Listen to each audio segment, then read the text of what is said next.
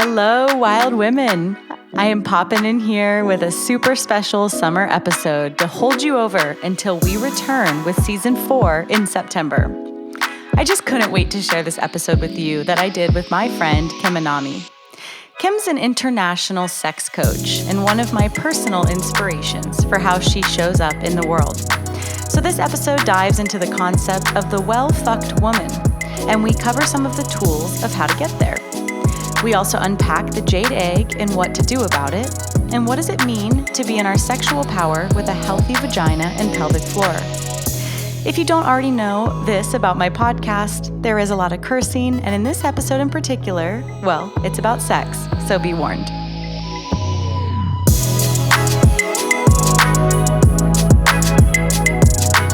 Okay, I am excited today to have a long-distance friend of mine, Kim Anami, on the show. Welcome. Thank you. I'm thrilled to be here. Yeah, this has been a long time in the making. You invited me on to your show this past year, and I'm excited to find the right time with you to really dive into your genius today, which is a unique genius that hopefully the more you share will not be so unique, and that more women can share in our own geniuses of celebrating our sexuality, in feminism, in our power. So welcome to the show. It's wonderful to be here. I'm so excited for our discussion because I love all the parallels between openness and sovereignty and breaking through false paradigms. The parallels between birth and sexuality are the total crossover, really. Mm-hmm. Yeah, exactly. So let's go back just to give any listeners that are new to your work, let's kind of contextualize who you are. And like I told you before we were recording, I don't really know your personal story of how this came to be a focal point in your life. So tell us the story. Well, from a young age, I always had an awareness of my own sexuality and sexual energy. Like this was something I could feel and tune into. And then, of course, I would observe all these messages, from the dominant culture and everywhere else, this programming about sex being like bad or dirty. And that just internally never really resonated with me. And somehow I managed to make it through, my teenage years, like relatively unscathed. And by the time I started experimenting sexually, I had some very cataclysmic experiences right off the bat. Like my first orgasm was a cervical orgasm. And, I just really had this sense that sex was this portal to other states of consciousness, to other states of awareness. And it was a way to self-actualize. And so, even as a teenager, I had this beginning interest, I guess you could say, in transformation and change. And how do we grow? How do we evolve? How do we become the best versions of ourselves? Like I'd read about the concept of self-actualization as a teenager. And I was like, oh, this makes so much sense. And then it wasn't until I guess my early 20s, I discovered Tantra and Taoist sexuality. So these are 5,000-year-old ancient cultures who actually looked at sex as a pathway to enlightenment, as a way for rejuvenation. And they didn't have this attendant Western modern shame attached to it, right? It was looked at more almost like, not quite scientifically, but as it didn't have any of this other garbage attached to it. Mm-hmm. And that really resonated with me. So at the same time, I'm also on this path of, studying everything from transpersonal psychology, philosophy, meditation, healthy eating, and exercise. And all of that, is combined for me as a personal growth toolbox. And the more that I put all these things together, I really saw that sexuality was one of the most powerful and profound tools. Mm-hmm. And so that all just kind of culminated over the years into me creating this practice as a holistic sex and relationship coach. And I put a big emphasis on that word because I'm of the mind that our body gives us symptoms and signals of things that are unwell. And rather than just putting Band-Aids on them, which is what any typical OBGYN or even the typical sex therapist will do, I'm all about getting to the root cause and actually healing things, which I believe is possible for everyone. Yeah. I'm reminded as you say this of the one time in my life that I found myself in an abusive relationship. I also found myself having BV, bacterial vaginosis, for 3 years. And I was in the relationship for 3 years. And the day gosh, it must have been the very week that I left, my vagina healed. Isn't that amazing? And after 3 years of thinking like this was just my this was just my fate. Yes. This was what was going on. And I did have an inkling that maybe it was linked to him. But then, I mean, so quick, my body rebalanced as my spirit rebalanced.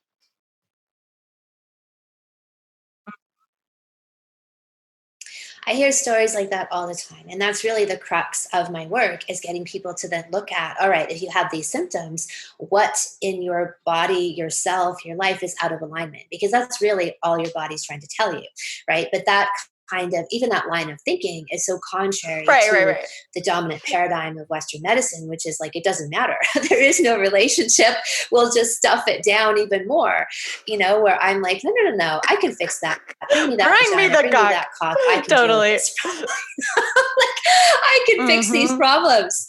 I don't, just get out of my way. If you're like, I often tell people, right? Like, one of my big philosophies is like, women don't need artificial lubricant, because if they're not wet, it's because psychologically or physically they're not ready, they're not open, there's some kind of barrier there, right? And a regular sex therapist would be like, lube is a girl's best friend, like always have a full nightstand of lube. And I'm like, no, get out of my way. Bring me that vagina, because I can get that vagina wet, so it's a great source of pleasure for me to be able to do that and offer that for people, and why I can speak so confidently about that, at knowing that these are the solutions, or that there are solutions we can find that don't involve, we're just such a society of compartmentalization and not prioritizing or centering the woman in any aspect, right? So the lube is such a good example of like, let's just bypass that she's not actually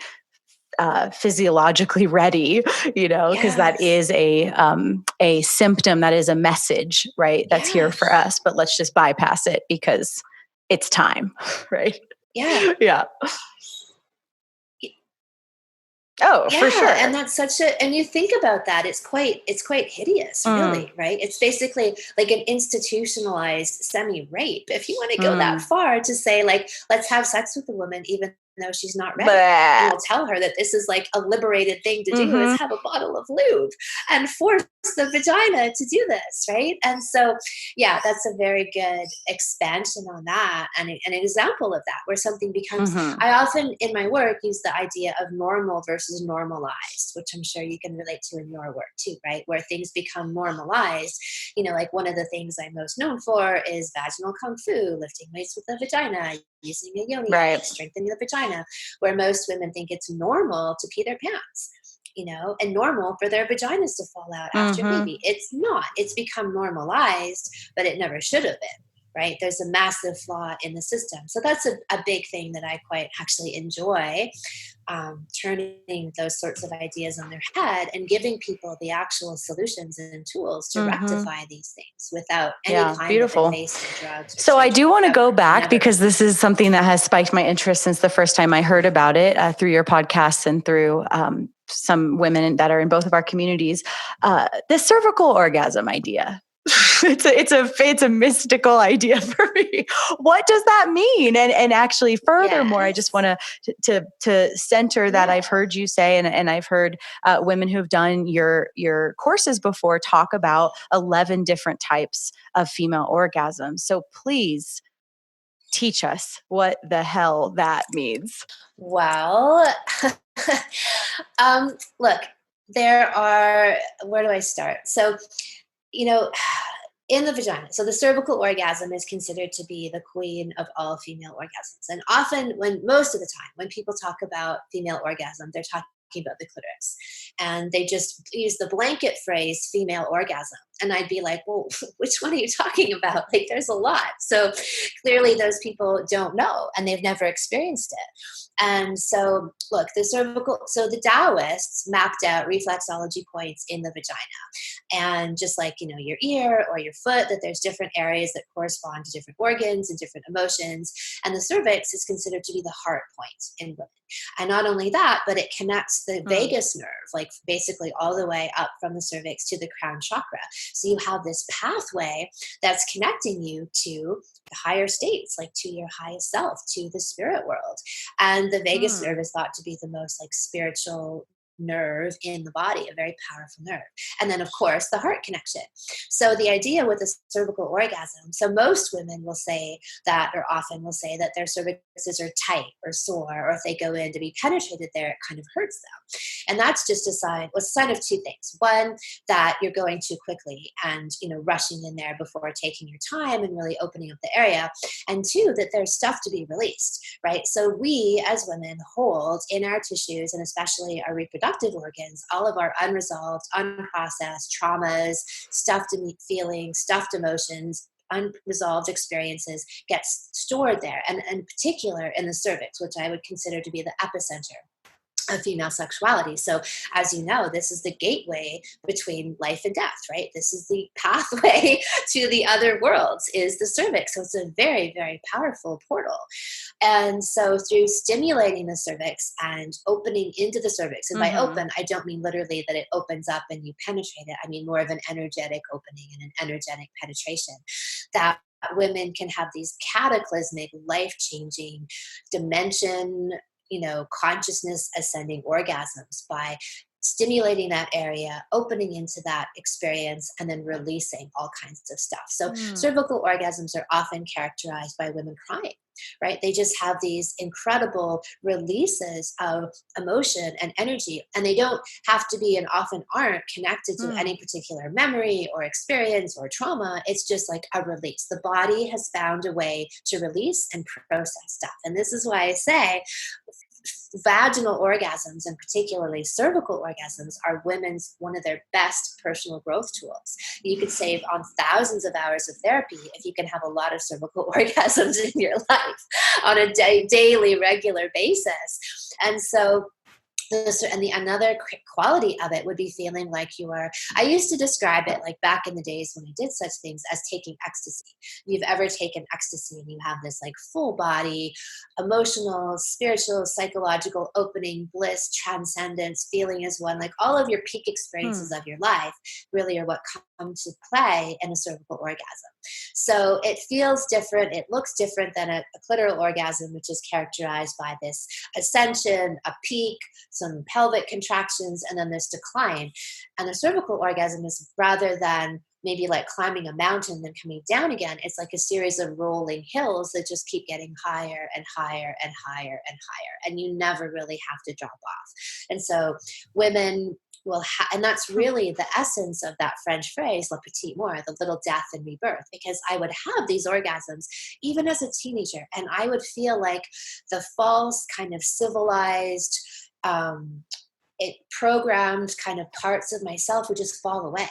And I would emerge out of these sexual encounters feeling more of myself, more centered, more grounded, more of my true self without effort. That was the key thing, right? I'm not like, fake it till you make it. It's like, no, you walk out of the bedroom feeling like a different person. You act differently, you talk differently, you walk differently, you feel like you're in your body. To me, one of the worst feelings in the world is when you feel like you're not quite in your body. Like you're not quite there, you're a little bit off center. I hate that. And this, to me, is one of the most amazing ways to bring yourself back to that wholeness and centeredness. And like, this is me. This is the essence of me. I might have gotten off track here or there, or this week or yesterday or today. Boom, here I am back in the strongest, most authentic part of myself. Beautiful. So then I'd love to hear what you have to say around self-pleasure, or is this something that you really need a penis for, or is this something that you're finding just as connected and all of this amazing potential with a wand, or like, what's that all about? Yeah, great question. So I always say that people can be very well fucked, whether they are single or in a relationship. And some people in relationships are not well fucked at all. And some single Probably people most. are really well fucked. So absolutely. But my distinction is around the way that you both have sex and self-pleasure. Like I distinguish between gourmet sex and junk food sex. And so, gourmet junk food sex is more like a quick porn-induced masturbation session, or if you're with a partner, a very quick, let's just get to orgasm. That's the ultimate goal, kind of bust one out as stress relief, and then we'll pass out, right? To me, those are the more unconscious, not very, it's like depleting. They're depleting experiences versus gourmet sex, which is more higher level. You're bringing more parts, all parts of yourself, like emotionally, physically, psychologically, spiritually, to the table, right? You're opening yourself, you're surrendering, you're allowing yourselves to be vulnerable. And then that is what takes you into this other dimension of gourmet sex and what I call life-changing sex. And my big barometric question to know whether you're having this or not is, does sex leave you feeling energized, rejuvenated, transformed, and like it changed your life? And if not, then you're doing it wrong. Which isn't a value judgment as much to say as there's a way to have sex that gives you energy or takes away energy. And so you can do that absolutely while you're single through self-pleasuring, or certain kinds of internal vaginal toys are great for that. And breathing techniques. Like I work a lot on this idea of harvesting sexual energy, right? So rather than ejecting all your energy at the point of orgasm, like, and then like kind of passing out, it's like, no, after you have sex or you self-pleasure, you ought to feel like you can run a marathon. And I honestly, that's not exaggerating. That's how much energy. This is your creative life force energy. And if you're not creating babies with it, you can use that energy, funnel it back into and channel it out into your life. And that is the main purpose of the work that I teach is And that's like the foundation of tantric sex, right? Yeah. Like channeling the energy and yes. Yeah, exactly. Not just dumping it out on the most base kind of lustful level. Again, I'm not making value judgments attached to this. It's more a quality of like what's rejuvenating us versus what is depleting us. Interesting. So maybe maintenance sex or would be like snack sex. Like maybe not junk food, but just like a pop in for a snack. Well, I often use this idea of couples hovering at what I call a sexual simmer, or even within yourself, if you're regularly self-pleasuring. Meaning if we consider 10 to be orgasm and 0 to be not feeling even vaguely aroused, we always want to be hovering somewhere between a 7 and a 10. Meaning we never really drop all the way down. So if you always have this constant kind of hum of arousal and sexual electricity between you, that means that you can have a short encounter, even 5 minutes or 10 minutes, and it can be gourmet because you're both feeling connected. You're both feeling close. You don't have all these cobwebs and debris of unresolved issues between you. You've actually been doing the ongoing work of staying clear and open, communicating, and keeping that sensual flow going between you.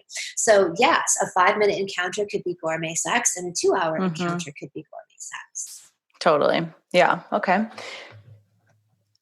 I'm thinking of kind of two cornerstone issues that we're all very familiar with of so many women, around us talk about this.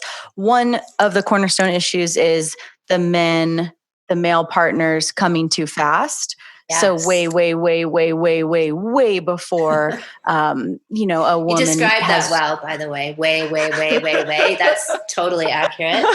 Carry on. And I've heard you talk about this before, and of course you're not the only one. It's perhaps even maybe common knowledge among conscious women, that a woman needs some time, maybe even 45 minutes to really begin opening and getting out of her head and dropping down and really opening up.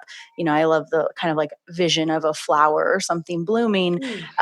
So these two cornerstone issues being, one, the male partner having zero control or very, very, very little. And just what I hear all over the place is, that the woman really has to train herself to kind of rein in her energy, because as her energy escalates, the partner's going to orgasm. So there's one cornerstone thing I'd love to hear what you think on. And then the other one is this, concept of the destruction of sexuality after birth. And so this idea of a woman or a mother rather, feeling, sexually shut down, lack of libido, touched out, all of this. And then also, and not that I'm not at all meaning to invalidate that experience. Of course, that can be very true for many women. And I also notice, this idea that women really hang on to of like, it's somehow supposed to be how it was, which is so silly because of course life always changes and life is always shifting. And so how to kind of, just presencing that, because I know a lot of my listeners have gone through birth and are feeling, this kind of disconnect and wanting to just, I guess, explore that a little bit of how to recreate or re-meet yourself, and not using now that you're a mom as an excuse to not show up in a redefined, role of a sexual woman and a mom, and that those very much can merge, of course. Okay, lots of great stuff there. So let's start with the stamina idea. So the number one sexual skill that men need to create and build is stamina. Number one, because a woman is not going to get to the deeper places she can get if she's just getting fucked, dumped and pumped and schlumped, for 5 minutes, right? Pump, dump, schlump. That's sort of the name magic your book. formula. Right.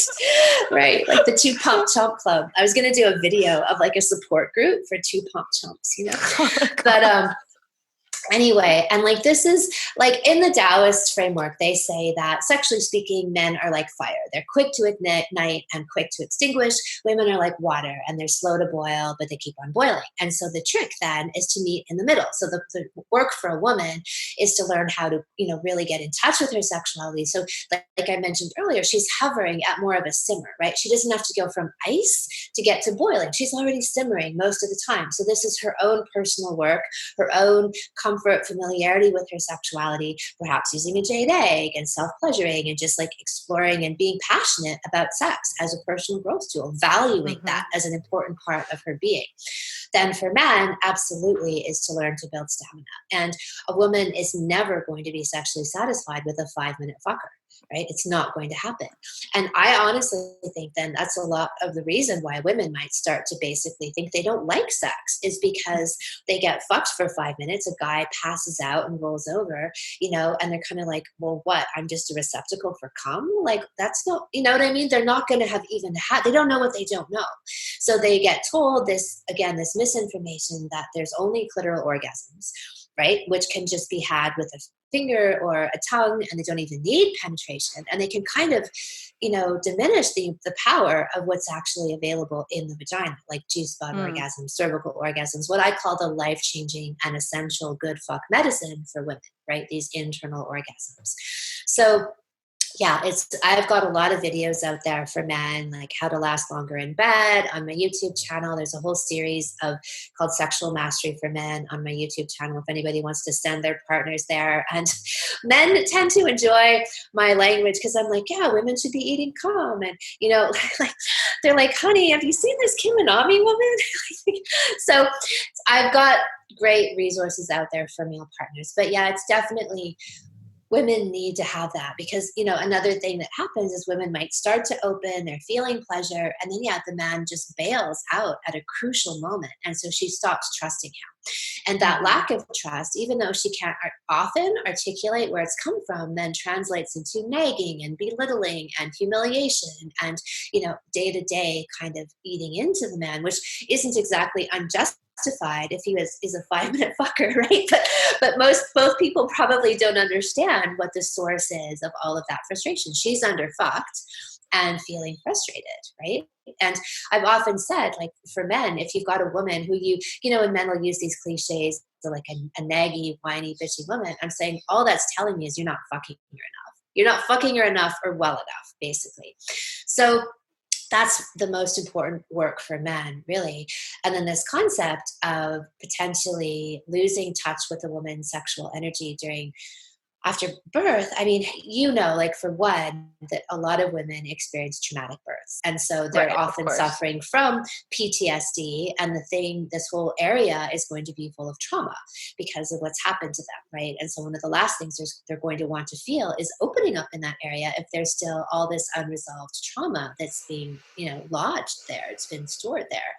And that no one's really validating their experiences. I'm sure in your community it's different, right? But for the average woman, or even if some women aren't giving enough credence to that, because they want to try to own their experience, like, yes, Mm. own it, but also realize that often women are being abused or birth raped or whatever equivalent to that. So look, for me, when I see a couple who is really close and connected, their sex life is thriving, they have a really great communication system where they're open, they practice radical honesty. When they have a baby, usually then the baby is born in a way that's more smooth and easy and without complication.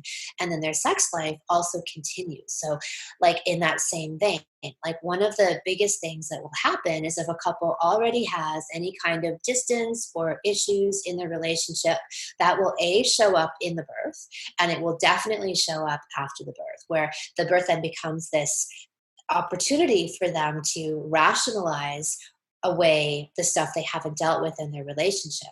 Meaning, like, children are one of the best excuses in the world for not having sex. Mhm. Nobody is going to invalidate that. Oh, you haven't had sex in a year or Right. 2 years. Oh, of course, you have young kids, right? It's bullshit. I don't buy the excuse, because I believe that in a relationship that's actually conscious and thriving and elevated, that couple is going to waltz through the birth, and they're going to actually find that the birth brings them closer together and feeling more desirous, more sexual, more empowered, and more connected.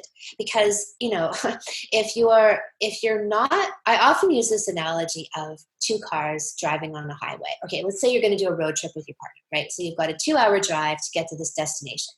And one option is you're like, okay, well, let's take two cars and we can drive, it's a 2-lane highway. We can sort of drive together. We can wave to each other as we're driving in the cars. And we can stop for lunch and have lunch together and then get back in the car, and I'll see you at the destination. And that is the makeup of most relationships.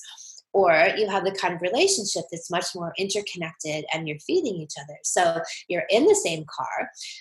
On that journey, one person might be feeding the other person, or navigating, or selecting the music. Maybe you take turns driving and somebody gets a blowjob on the way, and then you get to your destination and you both feel kind of happy and energized. And that was fun. And there's two types of relationships. The one where people are getting energy from each other, they become source and a place of sanctuary and rejuvenation for each other, right? Which to me is like the most important thing that you need as parents. You need to be in that place where you look at your relationship as a place to get energy. This is your most important fueling station that you have access to in your lives. But if you have unresolved issues, if you have, like, let's just say that a couple there was an infidelity incident, years back, and they never fully recovered from that. They never fully processed it. They never really owned it. They never really resolved it and got to a place of moving past it. That stuff still lingers in the relationship and creates blockages, right? Like, even if they're unseen, but people are stepping all over them and building on top of them and navigating around them, they're still there.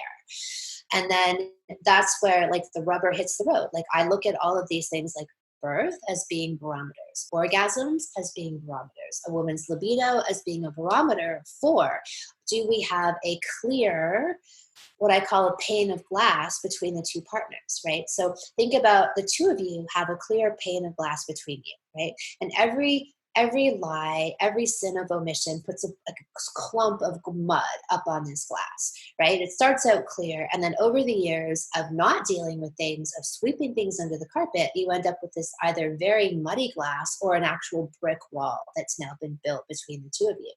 So in the relationships that I try to coach people to create is keeping that glass clean. So that's ongoing processing, conversation, resolution about things, using our triggers and our issues as pivots for learning and going deeper. right? And transcending together as a conscious couple. And sexually using our sexual, and I call it the holy fuck, right? Using your sexual connection as this alchemizing place. So yes, we have this incredible potential to make babies, but we can also use that energy to clean out our lives and to fuel our lives. And this is what I really try to get people focused on. So to be honest, like, it's not a way of shaming women if somebody isn't feeling, desirous after birth or children. It's more to say, let's again use this as a symptom, because in an ideal world, which obviously there's so many barriers to in the modern way of doing these things, to me, a birth is orgasmic, and it brings a couple closer together, and that actually creates the super glue bond that they're going to need to parent, with a lot more power and energy and confidence, and that kind of internal instinct of navigation. Mm-hmm.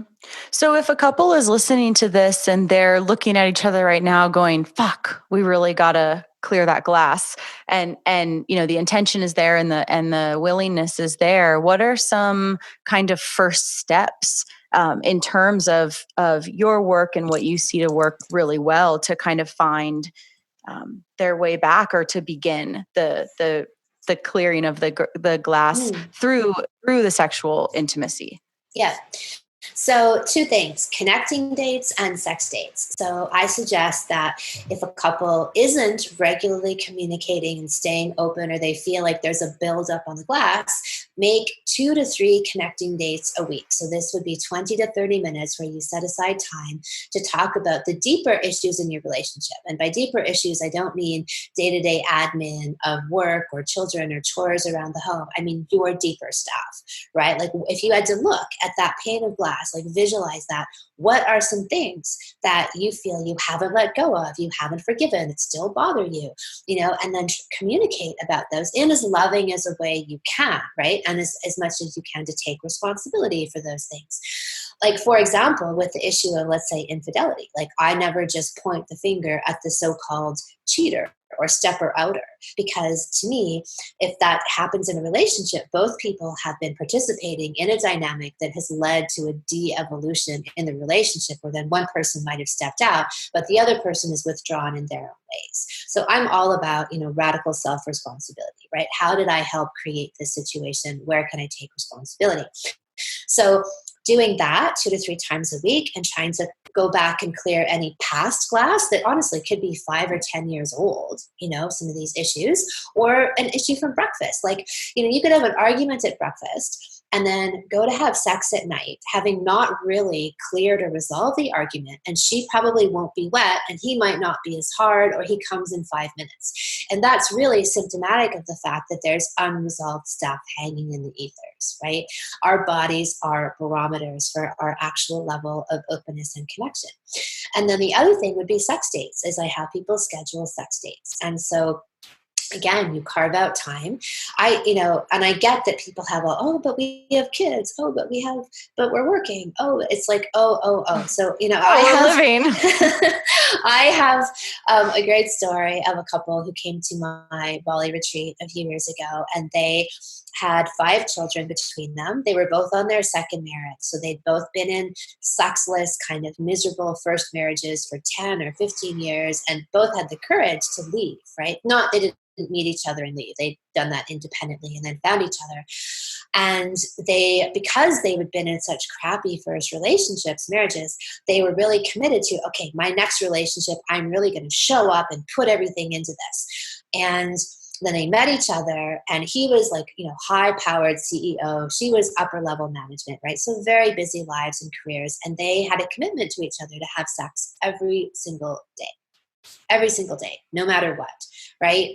And so that if that means getting up half an hour earlier in the morning, if that means staying up half an hour later in the evening, if that means like I knew one couple who actually bought a trailer, like a caravan, and put it in their backyard as their private mom and dad space. If this trailer's a rockin', don't come a knockin', so that their kids could be in the house. And however, you can get creative. If there's a will, there's a way, Totally. And so you have sex dates. I often recommend, and this might seem daunting for some, and so a weekly 3-hour sex date where you actually have all of this time to connect with each other, where you're not feeling the pressure of interruptions and having to be, Mm. finishing at this certain time. You can actually fully relax. So I'd say the ideal is a 3-hour weekly sex date and then a couple of other sex dates. Like I'm a big proponent of morning sex because I get it. Kids get up early. Well, get the fuck up earlier than your kids, right? If your kids get up at 6, set the alarm for 5:30 and get up and have your sex date, right? You roll over and you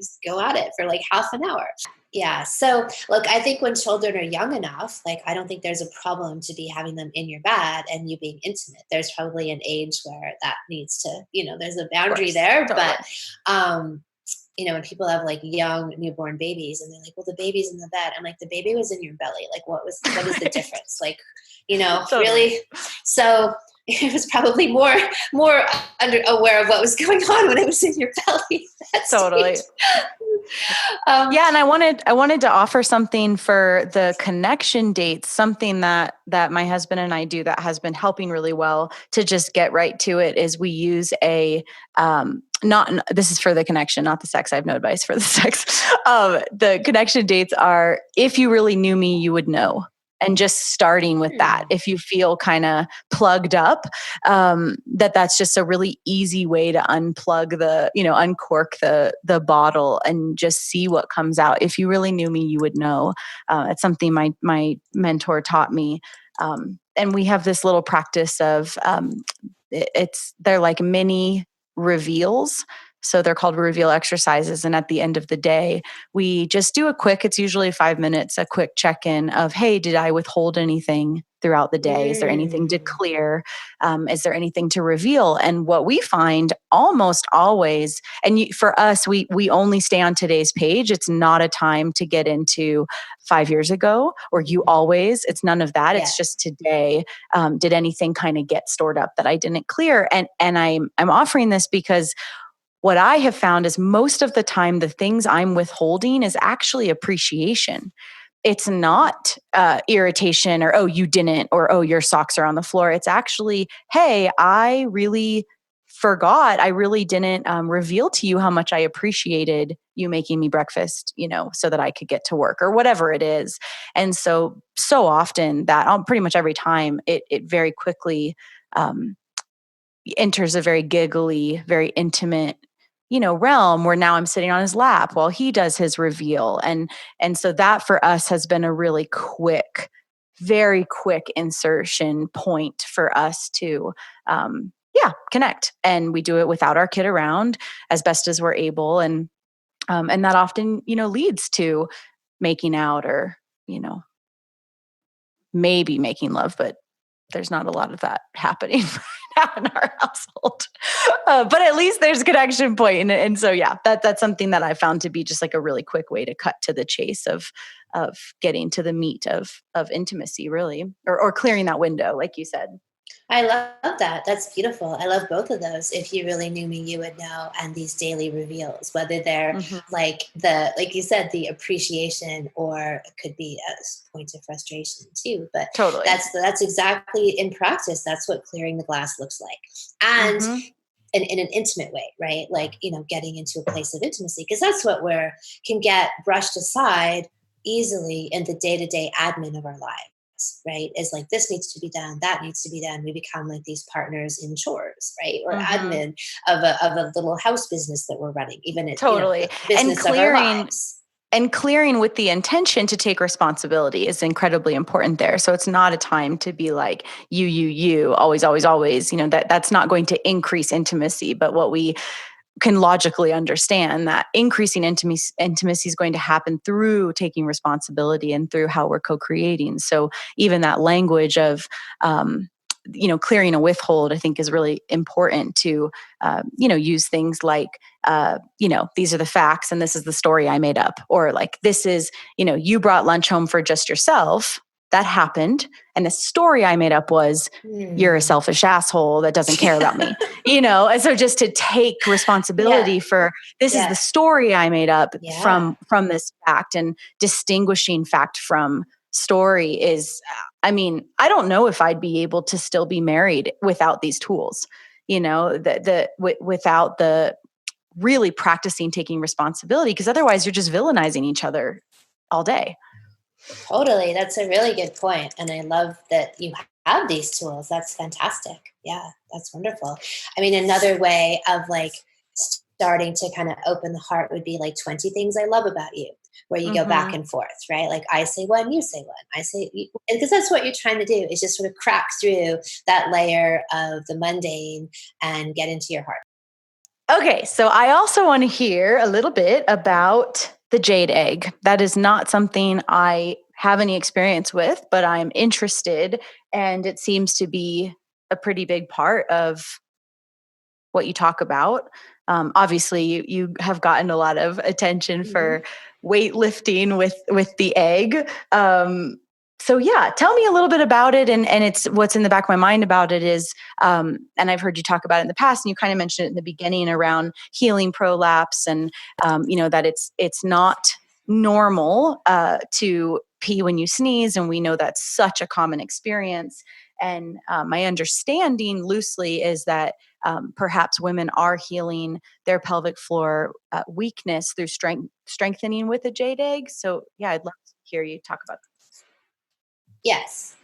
Yeah, exactly. So let's start with this idea. Like most people have heard of Kegel exercises, right? Like ever since you were younger, you've probably heard, oh, do your Kegels to strengthen your vagina, or maybe make your vagina tight, which is a misnomer, but we'll get to that in a moment. So the actual exercise that Dr. Kegel invented in 1947, he was an OBGYN and saw all these issues of urinary incontinence with his patients, was to strengthen the vagina and the pelvic floor muscles. And he did this using an internal device called the Kegel perioneometer, which was put inside the vagina because it was essential to have something to create feedback and resistance, right? So think about going to the gym. Do you walk into the gym and flap your arms and legs around in the air for 20 minutes and then leave? Or do you actually pick up a weight, like say a bicep, and you press, right? You press. And it's the resistance that's creating muscle. And it's the feedback of the amount of weight you have that's telling you where to find that sweet spot of just enough weight to exert some effort versus something that's too easy and not really having an impact. So that's what the object or a weight does for us. And this is so Kegel had a 90% success rate with curing urinary incontinence with his device. And then for whatever reason, some doctors began to modify his exercise after that without using a device. So they just told women, to go and flap their vaginas at random in the wind. Really, right? And so immediately the exercise rate of success tanked 50% and then, kept dropping. And so the estimates now, like Yale University School of Medicine says that we have in the US upwards of 60% of women who have urinary incontinence issues, and 50% of women after childbirth suffer some kind of prolapse. These are fucking insane, right? These are just ludicrous. And that tells you that we have a massive problem. And I think it mainly stems from these sexually inexperienced and underfucked OBGYNs who are telling their clients to, flap their vaginas at random in the wind. And then, of course, that doesn't work. And so then they tell them to get some kind of weird surgery like pelvic mesh or sew their vagina together, which is absolutely, completely ludicrous and useless and damaging, and often for life. So because I mentioned earlier that I'd studied Taoist sexual philosophies for the last 30 years, and part of their school of thought was using a jade egg. So women would use a jade egg inside the vagina with the same intention as the Kegel exercise, to strengthen the pelvic floor, which creates everything from increased lubrication. When you have circulation, i.e. blood flow, because you're engaging the muscles, you have lubrication. That's the number one physical, apart from preventing things like incontinence, benefit that women get from that. You have increased sensation and pleasure and more orgasms. Your libido goes up because now you can actually feel something in your vagina. Most women's vaginas are numb because they don't actually, there's a whole energetic level of dissociation and then traumatization that creates numbness, but from the physical strength perspective, from not actually using them in any conscious way. So using the jade egg has that same principle of feedback and resistance that was the original Kegel exercise. So all of the people all over the world who are doing quote unquote Kegels by just flapping their vaginas and squeezing them randomly. Even if you do that 300 times, you're not having an impact. It's useless. And so all of that information is wrong, which it really has to make you think. Like, the only reason that I can come up with why OBGYNs changed it is because they were terrified to tell women to go home and put something in their vaginas. That's the only thing I can come up with, because any person with a thinking brain would realize the logic in that, right? Or even through just realizing what the original exercise was. So now I've worked, and then women would come to me over the years and be like, those Kegels just don't work for me. And I realized they don't work for anybody. I've yet to find a woman who they work for. And then because I'd had the knowledge and the experience of the jade egg, that's when I began teaching the jade egg. And then I create a whole other course around it, vaginal kung fu, which is, all like, spiritual, energetic, emotional, psychological education and re-education of all things vagina, because it's one thing to just do exercises, but for me, there's so much more multidimensional healing that ought to be taking place to have full recovery and resolution and thriving, right? It's not just like do a few physical exercises. It's like going to a diet versus going on a diet to lose weight versus a whole overhaul of your lifestyle. Do you emotionally eat? Do you psychologically eat? Do you know what I mean? Do you eat to suppress? What's your environment like? Like, are you eating quality foods? Like, all of those factors are really important. So the jade egg I consider to be essential for all women. This is just like exercising any other part of your body. And you get this increased sentience, articulation in the vagina. Like, think about your hand, right? Your hand can just lie there like a flat, passive entity, and you put things in it, right? And it just sits there. Or your hand can grip something that's in it, right? You can articulate and separate your each finger to have to move while one finger stays straight. Your vagina can do the same thing. You can learn to isolate the left side, the right side, the top, the opening. Shut up. You can like flip an egg over in your vagina. You can give your partner a hand job with your vagina. You can make your partner ejaculate or not you can ejaculate. Flip the egg over. The power of your vagina. Vaginas. That's amazing. Yeah. Listen, those Thai vaginas that we hear about that shoot ping pong balls, in my view, that is the normal, healthy baseline for every single vagina on the planet. That is what a normal, healthy vagina ought to be able to do. It ought to have that much control and articulation. Vaginas that fall out and pee their pants, not normal. Normalized, but not normal. So when you have the egg in, are you doing an exercise, or like how do I say this? Do you need to be doing something to keep it up, or like, and how long do you like? You move it around. Okay. You move, look, 3 to 4 times a week, 10 to 15 minutes a session is enough to have a very powerful. And are you walking around, or are you just like standing? No, this is a big misconception. Like, a lot of people, after my whole thing went viral and the egg became kind of like translated into the mainstream, people were like, everyone wanted to sell jade eggs. And so they were just telling people you can buy them and just walk around with it in your vagina all day, which is a load of bullshit. If anyone tells you that, they basically don't know what they're doing. So it's kind of like going to the gym, right? Like, if you took a weight and just taped it to your shoulder and walked around with it all day and, I did a big shoulder workout today. It's like, no, you didn't do shit. You did nothing. So you actually need to have dedicated, conscious time to do your exercises. That's how it works. And it can work very well. I've had women who've had like 20 years of urinary incontinence, like had to wear pads to go for a run, couldn't go on trampolines with their kids. In 1 week, completely eliminated it by using the egg. I mean, it makes sense. You're totally waking up the whole area and getting it online again. Yeah.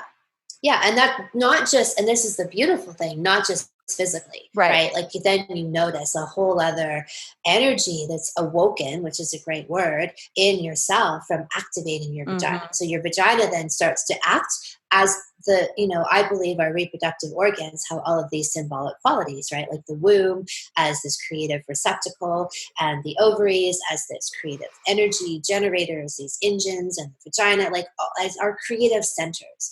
And so what women often notice just through doing these exercises. And again, like I teach a more multidimensional approach with that too, with the knowledge that that's what these women are waking up. But they start to become more confident in their lives, more outspoken, more creative, more, like easygoing, because they have now this integral part of themselves that they were generally women are dissociated from, right? And now they're beginning to integrate all of these energies into their lives. And I honestly believe this is a big reason why we have so many birth mishaps. We get women who get growths on their organs because they're so literally cut off that the organs themselves get cut off physically, right? Because we are energetically cut off. So all of these practices are about unifying. And even if a woman doesn't have a uterus or doesn't have ovaries, you can still tap into the phantom qualities of those organ energies, right? They're still present. And even more important to try to integrate them if the physical organ has already been removed.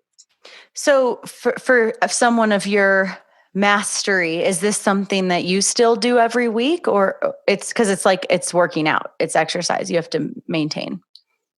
Exactly. There might be times in my life where I'm more focused on it. Like let's say, and usually the impetus for that would be if I feel like I'm in a creative rut.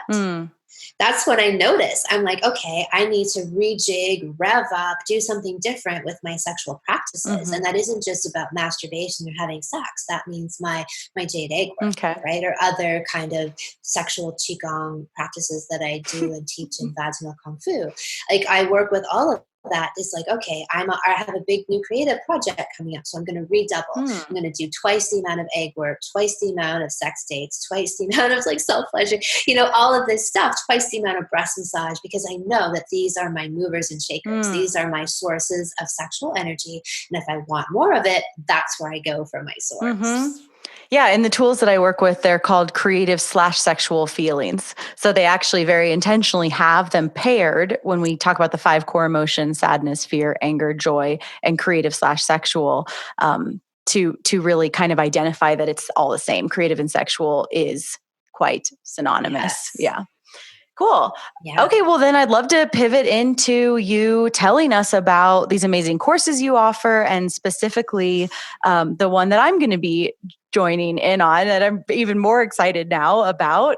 So yeah, take it away. Tell us about it. Well, I run courses throughout the year for men, women, couples, vaginas, and pregnancy, birth stuff, which obviously you do as well. The Well-Fucked Woman course is the one that we were talking about. And years ago, I came up with this kind of concept meme of the well-fucked woman. And it was born out of, I used to have a gym in my building, and I'd go down to work out 3 or 4 times a week. And there was this older German guy in there. He was about in his 50s at the time. And he would be like, "Oh, Kim, I can tell you're really getting some. Hey." And I'd be like, "How can you tell I'm getting?" Or I'd come in, and he'd be like, "Oh, Kim, it's been a while. Hey." I was like, how does this guy know exactly what's going on in my sex life? Because he could see it. He could read it in my energy field, right? And so over the years then, as I began to consciously use more and more of my sexual energy in these practices, I came to see what I now call, the phenomena of the well-fucked woman. So this is a woman. She can be single, coupled, have a partner, not have a partner, but she's learned how to tap into, just like we were talking about here with the vagina, learned to tap into her sexual energy, and it becomes something that she's wearing. She's radiating out this energy now so that it becomes a palpable thing. And I teach this thing to my people called meditate, masturbate, create, which is a deliberate way of cultivating that energy. So you meditate for 10 minutes, you self-pleasure for 10 or 15 minutes using these specific breathing techniques that I teach, and then you go do something out in the world. And I remember I hear these kinds of stories all the time, but the minute this woman, the next day I'd sent out this email, and she emails me back and she's like, "Kim, I did this practice last night, and I was in town walking down the street, and this guy was on the other side of the road and came running across the street up to me and said, 'Hey, you're beautiful. I need to get your number. Can I take you out?'" And then she went further, down the street, later in the day, and another guy comes up to her. And it's like these guys, were just reacting and feeling this energy that she was radiating from herself. She's not like gorgeous supermodel, you know what I mean? Like she's just like attractive woman, but they were feeling this quality. So anyway, this idea of the well-fucked woman. And, throughout history, there's been this concept, even the word hysteria, right? Hysteria means uneasy womb in Latin. And it came from this concept that women were not being basically well fucked. And it's been in the DSM literature for 2000 years. Like Galen and Hippocrates talk about it, like that women were not, when they weren't being sexually pleasured, they would manifest these symptoms of frustration, irritation, anger, depression. And the term hysteria was like this concept of uneven emotion, right? Like up and down and up and down. And so to me, this is what I call underfuckia or fukme, females utterly freaking out about absolutely nothing due to lack of phallic shapes near, in, or around their vaginas, leading to cataclysmic, psychopathic moments of intense and troubling repressed sexual tension, otherwise known as fukme. So when this energy isn't being utilized and tapped into, it inverts on us in a destructive way. And so the whole idea of the well-fucked woman is learning how to tap into that energy, consciously use it, and then channel it out into our lives in a creative way, whether that's making babies, having creative projects, revitalizing our business, starting new ventures, revitalizing our relationships, becoming more loving and patient parents. It shows up everywhere. And the converse is true. Like when women are underfucked, it's just like it sucks everything else into it like a vortex, right? They become frustrated and irritable. And like now in my life with the people I work with and even my friends and my partner, they'll be like, oh, that person's clearly underfucked. It'll just be this reference point that they have now of somebody's kind of irritability and frustration is that they're really underfucked. So really what you're saying in this underfucked, expression is like shut down, disconnected from their sexual power. Yes, exactly. Okay. So it does, somebody could be having sex a lot. Totally. And still the junk food sex would mean that they're technically still underfucked because they're really not learning how to inhabit and wear and harness that energy in their lives. Yeah, unharnessed. So, that's a good way of putting it. Yeah, and that's what I'm all about, is the conscious harnessing of that energy. Like, look, I like that sex is fun and pleasurable, but I'm actually more deeply interested in its creative and transformational power. Totally. Honestly, that's what really turns me on. It's like the fact that we all have access to this at literally our fingertips, at our genitals. We have this incredible power source there all the time. So in the Well Fucked Woman program, I talk about all the different types of orgasms that we started to get into earlier that are available to women. And I have a guarantee that all women, all orgasms. And so some sex teachers will say to you, oh, there, little girl, don't worry if you can't have a G-spot orgasm. You're just one of those women who can't. I call 1000% bullshit. The Anami guarantee is every woman can, is that you just need the right tools, right? You just need the right tools, and the right tools aren't where you put your finger or where a cock or a dildo goes. The right tools are learning how to truly open up and surrender, be vulnerable, clear your blockages, get rid of old stuff, process these things, activate your sexual organs. That's what turns you into that well-fucked woman and allows you to access all of these orgasmic places. Same thing with like libido or lubrication. Like I don't buy into, oh, some women can and some women can't. And this mistaken idea that, oh, it's really more of a feminist thing to tell women there, it's okay if you can't do that. Again, I call total bullshit. Well, that's out there all over the place, right? Like as though, oh, you're shaming a woman for not having an orgasm. It's like, oh, you're so full of shit. Like that's not at all the case. Like that, it's the opposite. You're belittling and patronizing women, infantilizing. Yeah. Infantilizing. Never used that word before in like conversation. But like that's the method, right? That seems to me more insulting. It's just more like they just don't have a deeper understanding of sexual dynamics to find a solution to those problems. And so they have this weird dismissive approach to it. So we also talk a lot about feminine energy and inhabiting your femininity, like in a time when there's all these debates about feminine energy and masculine energy, or do we really have genders? Like I believe that we do.